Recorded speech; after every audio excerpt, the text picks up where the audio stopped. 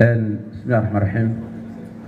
waxaan gelinaa dhaarta oo madaxweynuhu iga daba dhigi doono dhaarta kadibna saad ogtihiin waxaa dhacaysa madaxweynuhu inuu xubin ka noqdo golaha shacabka oo uu toos ugu biiri karo fadhiga golaha howlka.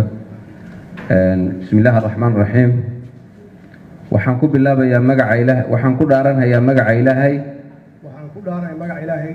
inaan xilkayga u guto si daacad ah oo ay ku jirto danta dalka, dadka iyo diinta, dhowrana dastuurka qaranka iyo shuruucda kale dalka u taala.